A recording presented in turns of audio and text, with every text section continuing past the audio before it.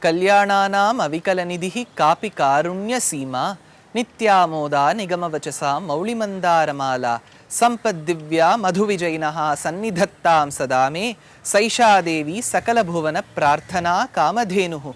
This beautiful verse in Sanskrit details and lists down the auspiciousness that the worship of Mahalakshmi blesses upon a devotee.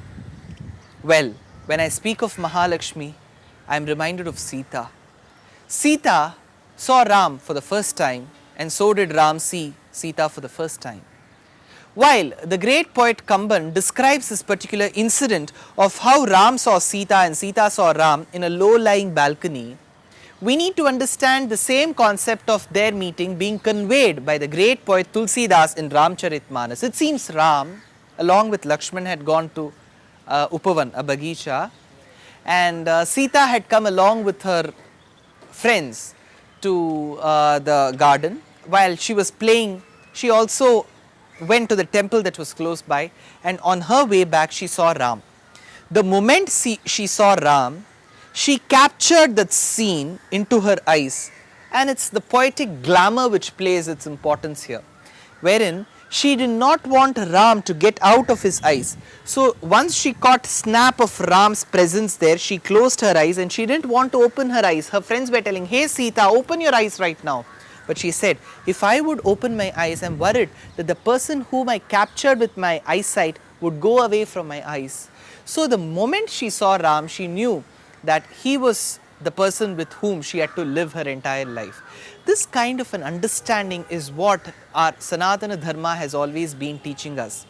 Sadly, in India, the Bharata Bhumi, I believe I've heard from people, and I've also read as an interesting story that our Prime Minister Lal Bahadur Shastri, at that point of time when he was a Prime Minister, he went to China and he went around the country, and he was very happy to see the country's progress, and he congratulated the administrator there. And while he was just about to leave, he said, "It's a beautiful country, we respect China."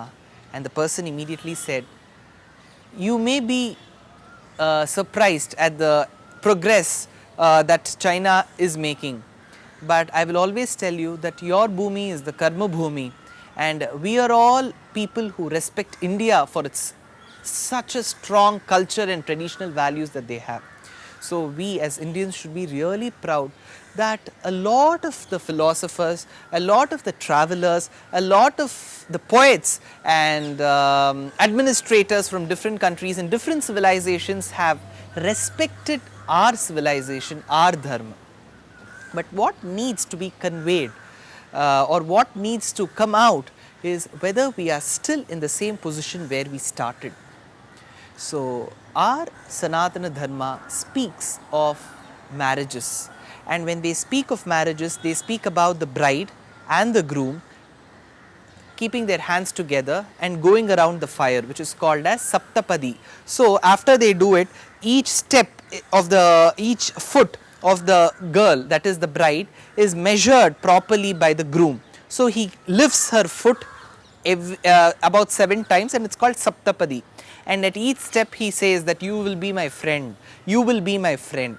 So Agni is called as Sakshi there, is called as a witness, and with that witness in right before you, like how we call the registrar's office, in those days you had, and these days also people who follow the Hindu customs, Agni is regarded as a Sakshi, the witness, and with him as a witness the bride and the bridegroom go around the fire and take a vow that we pledge that we shall be together till the end.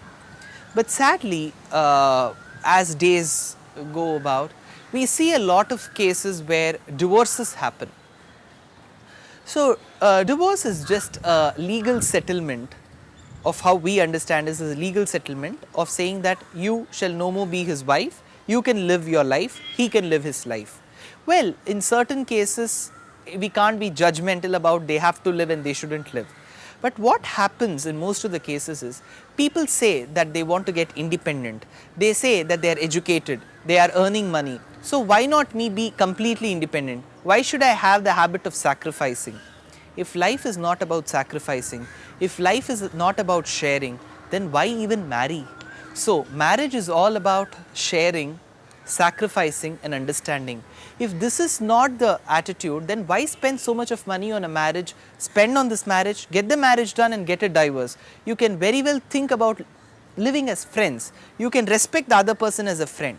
So our scriptures sadly speak about everything but nothing about divorce. So if you look through the pages of our Sanatana Dharma, you will find about nuclear weapons, you will find about atom bomb, you will find about maths, you will find about chemistry, you will find about literature, you will find about the beauty in nature. Everything is there. Yadi hasti tadanyatra yanne hasti na tadatpachita. Everything is there except the concept of divorce.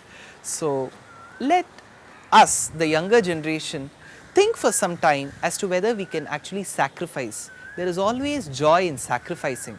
In those days, if you remember, probably we might have been in our previous births when I talk of our generation, there were cases when our ancestors had 10 children in the family. And imagine having 10 children and you being too rich, you still can't afford for all the 10 children. So whatever little was made in the house used to be shared. If the eldest person found that the younger person did not have, he or she would give their share to the younger person. So this habit of sharing, this habit of sacrificing should always be there, and only if it is there, life can go on a smooth ride, else it will go for a toss. So the understanding what Sita and Ram had is the greatest of all. So Sita, she goes to the Upvan as per Tulsidas. She comes back with memories of seeing such a great personality, such a handsome person, Ram. She has him in her mind. Ram has seen her and he has her in his mind. So this is the stage. Now comes the most important scene of the sacrifice, followed by the keeping of the Shiv's bow, Shiva Dhanush. So Janak orders his army men to bring that great Shiv Dhanush. So they bring, and it is kept on a beautiful chariot that was pulled by 5,000 people. It is to tell how much of power that Shiv Dhanush had. It already had a crack and nobody could even lift it. Just imagine if the chariot that carried it had to be pulled by 5,000 men. Can a single man lift? So it was brought to the assembly of kings, and all the kings had gathered there, and they wanted to show their power. And it is believed, according to a lot of Puranas, that even Ravan was there. But Valmiki doesn't speak of his presence, so let us not go into that version. So there were many kings. Each king came forward. He tried touching the bow. After he touched the bow, he couldn't move it even by an inch. Then he would worship the bow, give a big salutation because it was Shiva's bow, and would go away to his place.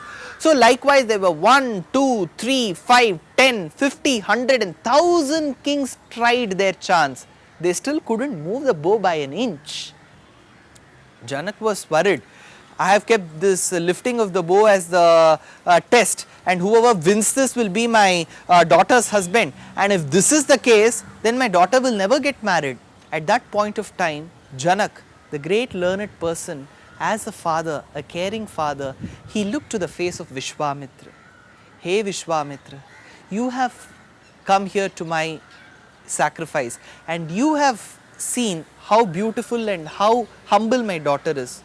You need to find a right groom because I have failed miserably. He looked, his glances spoke of all this.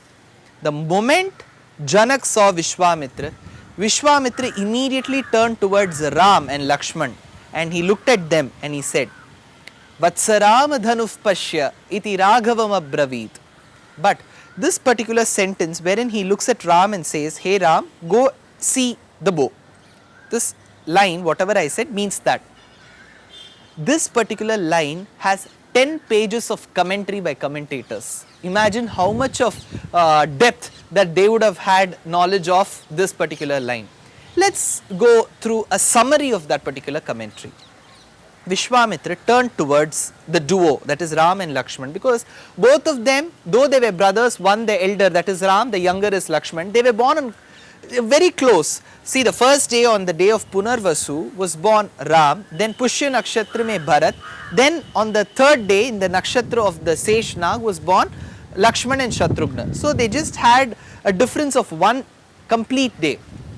So he looked at Ram and Lakshman and he said, Vatsa. Vatsa in Sanskrit means the little one, the dear one, the young one. That's why you say calf as Vats. Vats. Once he said Vats, Lakshman got up, because Lakshman was a very enthusiastic youngster.